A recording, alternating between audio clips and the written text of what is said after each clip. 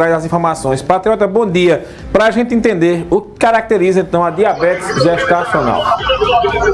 Fala, Mário, bom dia para você, para Renata Torres, para todos que estão acompanhando aí o Manhã Cidade. Pois é, um problema, né, que pode aí se desenvolver durante a gravidez e acarretar, né, doenças cardiovasculares, aumentar o risco, por exemplo, de acidente vascular cerebral também. Sobre esse assunto, a gente vai conversar aqui com o Dr. André Muniz, que é endocrinologista. Doutor, muito bom dia, bem-vindo à Rádio Cidade mais uma vez. Para a gente começar, vamos começar explicando o que é a diabetes gestacional. Bom dia, Patriota, bom dia, Mário, Renata e a todos que nos acompanham pela Rádio Cidade. A diabetes gestacional é uma alteração no metabolismo da glicemia que ocorre em virtude da gestação.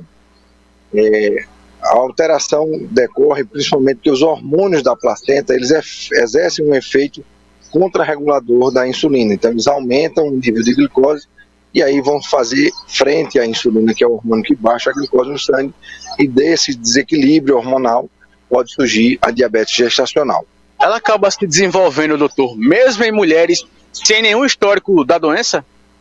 Sim. O clássico tipo diabetes gestacional surge em mulheres que não são diabéticas antes da gestação, mas ela pode ser facilitada por fatores de risco para a própria diabetes, como, por exemplo, o sobrepeso.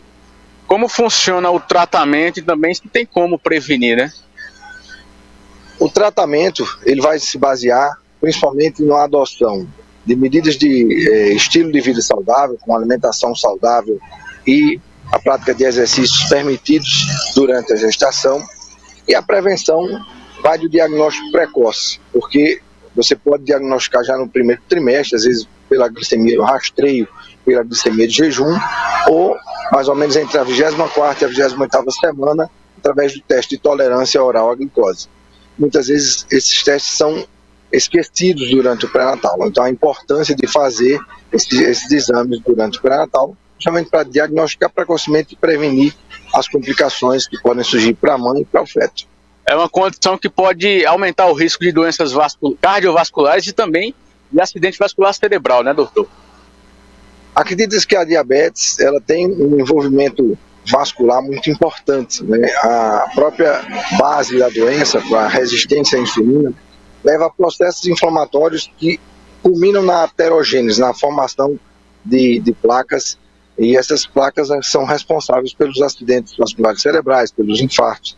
E isso está dentro da base da doença, da diabetes, principalmente a diabetes tipo 2 ou outros tipos de diabetes que cursam com um mecanismo similar da resistência à insulina. De que forma a diabetes pode afetar o bebê e se de alguma forma também pode afetar o crescimento da criança?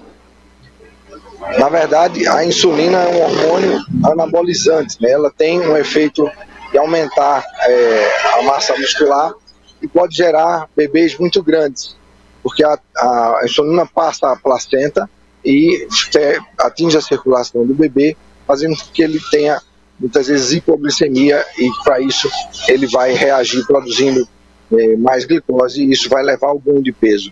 Então é importante esse cuidado durante a gestação, porque esses bebês podem ser acima de 4 quilos e dificultar justamente o trabalho de parto, levando a um índice maior de cesarianas. Existem mulheres com mais predisposição do que outras para desenvolver a diabetes gestacional? Existem fatores genéticos envolvidos, que a gente ainda não esclareceu isso totalmente, mas a gente sabe que tem algumas mulheres que têm uma predisposição, mesmo que esses fatores ainda não estejam identificados. Perfeito. Conversamos aqui com o Dr. André Muniz, que é endocrinologista. Muito obrigado pelas informações, né? Trazendo para a gente orientações, dicas importantes também sobre a diabetes gestacional. Volto com vocês. Obrigada, Patriota. Obrigado, doutor André. E também o Patriota é importante, né, Renata? Porque as pessoas às vezes não têm noção do que isso pode representar de perigo aí. Pois é, não sabia dessa informação aí do risco de infarto e AVC. Meu Deus.